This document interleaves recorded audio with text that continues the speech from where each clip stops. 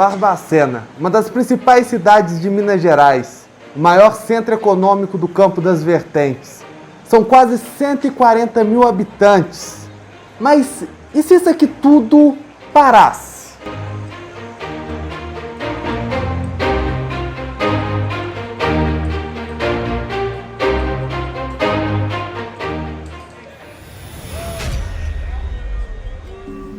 No dia 1º de abril de 2020, Barbacena confirmou o primeiro caso de Covid-19 em sua população. Tratava-se de um jovem de 30 anos que esteve em uma viagem ao Rio de Janeiro semanas antes. A partir daí, foi o estopim para o início de uma batalha contra um inimigo silencioso, invisível e perigoso. A Covid chegava a ser impiedosa e não nos permitia sequer o reconforto de um abraço. Nós que éramos a companhia. Muitas das vezes a nossa equipe é que dava a mão, é que escutava, né? E nós também com os nossos atendimentos, né? Lá perto do leito, após a paramentação toda. Então nós é que prestávamos esse atendimento e logo em seguida repassava as notícias. A todo momento a gente fez muito isso. É uma situação desumana, horrível. Se não é Deus para segurar a gente, para sustentar, é difícil. Porque você vê o seu filho saindo de casa, andando, e você não pode despedir dele, você não pode visitar. E mal você pode ir no enterro, porque o enterro é em 10 minutos, o carro chega, ninguém pode chegar perto, ninguém pode abraçar, ninguém pode falar nada. Vai, coloca no buraco, acabou, pronto. Riscaram um filho da sua vida. E um menino forte, que não tinha vício, não tinha...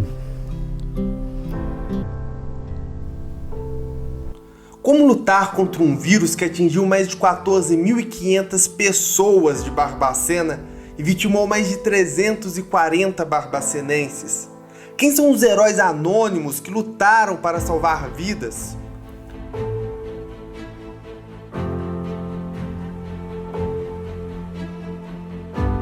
Estamos no Hospital Imaípe, porta de entrada para casos de Covid. Foram mais de 71.800 atendimentos no hospital durante esses 2 anos de pandemia. Um desgaste que parecia ser eterno. Qual foi o pior momento, Ana Carolina? O pior momento foi realmente assim, em abril, mais ou menos maio do ano passado, nós tivemos um boom, né, do Covid, um maior número de casos. Então, assim, a equipe ficou muito sobrecarregada, foi muito cansativo, a gente viu muita coisa, assim, triste, né, paciente mesmo sofrendo, porque assim, a gente prestava o cuidado que a gente precisava prestar, mas o Covid foi uma doença que realmente, assim, abalou a nossa equipe e mexeu com todo mundo, né, então os pacientes graves, os pacientes ficavam muito graves e foi realmente uma fase muito difícil, muito difícil. Teve algum momento, Ana Carolina, que você achou assim que, tipo, não vai dar para vencer o vírus?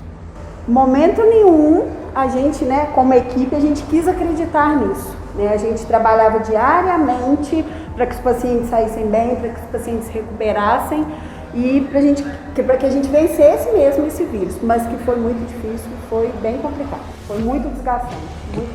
O que passava na cabeça de vocês quando perdia uma luta para o vírus, perdia uma guerra, alguém partia? Realmente, assim, para a equipe toda, mexia com a equipe toda. A gente chegou numa fase, a gente teve 2 ou 3 meses que, assim, a gente perdia muito paciente. Então, assim, isso abalava toda a equipe, porque a gente, né, lutava diariamente para poder, né, insistir nesses pacientes e, às vezes, o nosso cuidado, né, o nosso zelo com esse paciente não era suficiente, né? O vírus vencia, infelizmente. Olha, muitas histórias marcaram, né? A gente teve pacientes que ficaram aí à beira da morte e que algumas pessoas pensaram que não tinha mais jeito, né? Mas o intensivista, ele tem uma qualidade que é ser teimoso, né? Então a gente não desiste rápido, a gente persistiu e o paciente acabou evoluindo bem. Ser teimoso e não desistir se tornou uma marca de quem aceitou a missão de salvar vidas, como dessa técnica de enfermagem que acolhe com cuidado cada paciente que entra na UTI do hospital. O que te motiva? Enfrentar uma pandemia, enfrentar um momento de um vírus que foi mortal por muito tempo. O que te motiva você a fazer isso? E ter esse carinho que a gente viu agora? Cuidado com o ser humano, né? Porque hoje em dia, pra gente, é muito difícil você saber que tem pessoas dependentes como ela, não só ela, como todos os pacientes que nós temos no hospital, dependendo dos cuidados num momento de tanta sensibilidade, né? Porque é um momento assim, onde as pessoas já estão sofrendo. Então, por que você já vai vir aqui e não vai trazer o amor e carinho que eles precisam? Ingrid, que sempre tratou com carinho dos pacientes, se contaminou com a doença que sempre esteve à sua frente. Ainda com as sequelas, mostrou mais uma vez o seu lado humano, inclusive as fraquezas. Você já estava aqui no IMAI? Já estava. E quando você via as pessoas, os pacientes nos leitos de UTI, nos leitos clínicos, você em algum momento sentiu medo? A gente sente, né? Você sempre foi com aquele medinho assim. E, na verdade, eu acho que a parte pior do Covid é aquela ansiedade, aquele medo. Pra você ter ideia, quando chegava à noite, me dava aquela crise de pânico, porque fica eu e meu menino. Então, eu tinha muito medo. Confesso para você que o medo da noite era o pior momento para mim.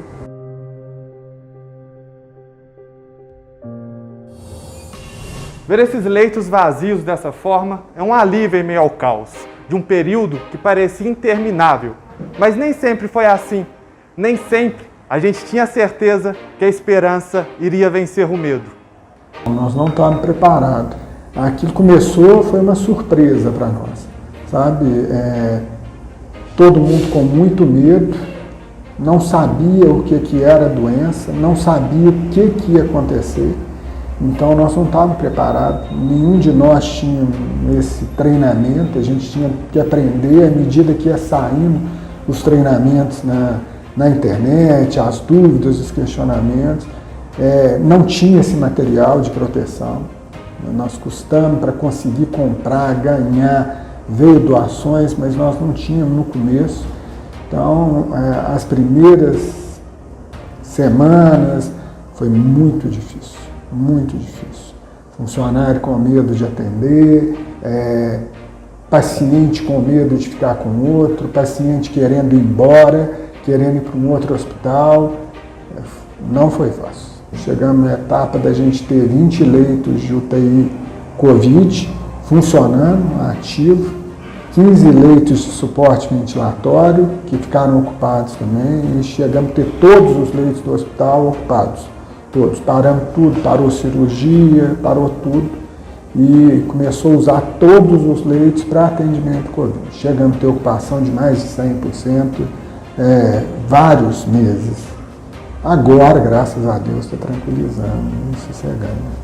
Caminhada longa de quem viu a face da morte de perto, como seu Ailton, internado com Covid-19 em 2020, entrou em coma induzido. Sua luta pela vida tornou-se um ato de resistência. Sua missão era maior no combate à pandemia. Na noite de quarta-feira que eu pensei que eu ia morrer, porque eu sonhei de quarta para quinta, com meu pai, com minha mãe e o meu irmão, que agora em outubro faz 3 anos que ele faleceu de câncer, e tinha 3 carrinhos. Tinha 3 carrinhos de brinquedo no pé do meu pai, e o meu irmão pegou e falou assim: "Senhor, meu irmão, vai naquilo ali." Aí o meu pai pegou e falou assim: "Não, meu filho, nesse você não pode ir não." Aí a minha mãe pegou e falou assim: "Não, já que você não pode ir nesse, vai naquele ali." "Não, nesse que você não pode ir mesmo." Aí eu até brinco que eu falo que aquele que era o rabecão, sabe, hoje? Que aquela hora eu estava morrendo. Eu senti que eu estava morrendo. E o meu pai: "Não, hoje você não pode ir, você não pode ir." Vítima do vírus, seu Ailton virou o jogo e se tornou importante na cura da doença. Motorista da Secretaria de Saúde de Antônio Carlos, microrregião de Barbacena, ajudou a imunizar milhares de pessoas. Gratidão, muita gratidão de saber que eu estava contribuindo um mínimo, coisa insignificante, sabendo que ali, né, eu estava colaborando de alguma forma para fazer alguém sobreviver, né, fazer alguém igual eu, pelo que eu passei, ó, que eu falei, igual eu tive a graça e a dádiva de estar podendo estar aqui com vocês hoje, mas quantos, ô Yuri, que muito melhor do que eu foi e não voltou. No dia 19 de janeiro de 2021, Barbacena recebeu as primeiras remessas da vacina contra o coronavírus. O efeito da aplicação dos imunizantes impactou diretamente para a redução dos números de óbitos e internações por complicações da doença. Então, a vacina ela é extremamente importante para fazer com que as pessoas não evoluam para casos, quando contaminados, para casos graves, né? Principalmente as pessoas com comorbidades, pessoas mais idosas, né? Imunossuprimidos. E ela acaba também, em alguns artigos que eu tive a oportunidade de ler, ela acaba reduzindo um pouco também a circulação do vírus, de tal forma que ela acaba fazendo com que as pessoas que contraiam expelem menos vírus, menos carga viral, e com isso as pessoas de alguma forma ficam um pouco mais protegidas, né? Principalmente as pessoas que estão próximas, né, de quem está contaminado. Em março de 2021 entramos pela primeira vez em uma UTI Covid. Profissionais cansados, não havia vagas. A vacina ainda era acessível para uma pequena parcela da população. Um ano depois, estamos aqui novamente, na porta da UTI Covid da Santa Casa de Misericórdia de Barbacena. E dessa vez, um cenário epidemiológico bem diferente. Isso aqui é puro choro e pura alegria, né? Aqui a intensidade foi grande o tempo todo. Agora, você tinha perguntado, né, o que fez a gente trabalhar. Eu acho até que não tem uma racionalização nesse sentido, não. Tá com medo, vai com medo mesmo. E o medo bateu muitas vezes? Ah, várias. Ainda bate, né? A gente tem família, tem filho pequeno. É complicado. É complicado. Você chegar em casa todo dia, ou às vezes você ficava mais de um dia aqui dentro, chegar em casa e saber que você pode estar contaminando sua esposa, seu filho, seu marido, seus pais, às vezes idosos. Então a coisa assim, a coisa não é simples. Essa dinâmica, somente quem trabalhou aqui que vai saber, que vai entender. É complicado. Não é sobre vocês, é sobre as pessoas que vocês amam. Exato. Quem passou por aqui, tanto quanto profissional quanto paciente, sabe o que é. As coisas já foram muito complicadas, já tivemos pacientes simples também, claro. No início da pandemia era tudo incerteza, né? E por mais que a cena de horror que a gente viveu aqui, o medo era voltar para casa, né? E levar a doença para os nossos. A gente temia muito pela gente, mas temia mais ainda pela nossa família. Pais, avós, filhos, quem tem filho pequeno também, que foram os últimos agora a vacinar. O medo de estar contaminado, levar para a família, foi muito maior.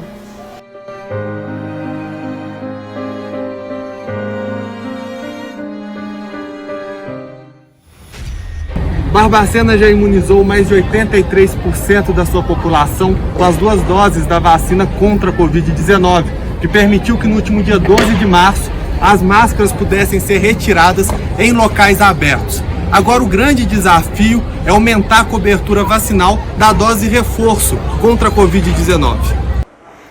Então, 70% é um bom número, né? Eu na verdade, pelos estudos que a gente avaliou, o ideal seria acima de 80%, né? Mas como a gente tem visto, né, a gente até em alguns municípios, que é o caso aqui de Barbacena, já está muito próximo disso e ultrapassando já, principalmente a segunda dose, né, que é a dose mais importante, que é a que realmente dá imunidade um pouco maior para a pessoa.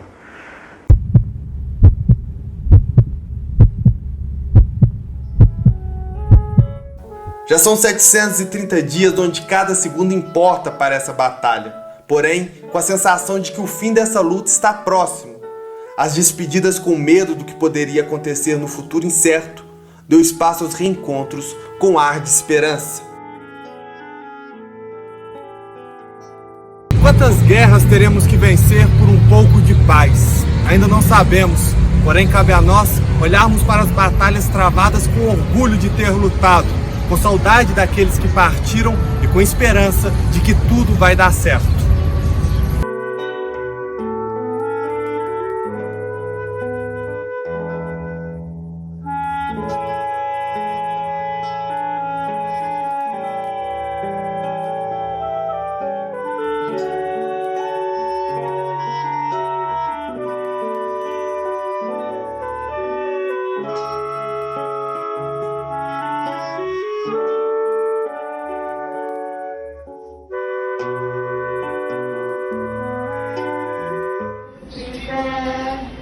Ele é Deus, se não fizer, Ele é Deus.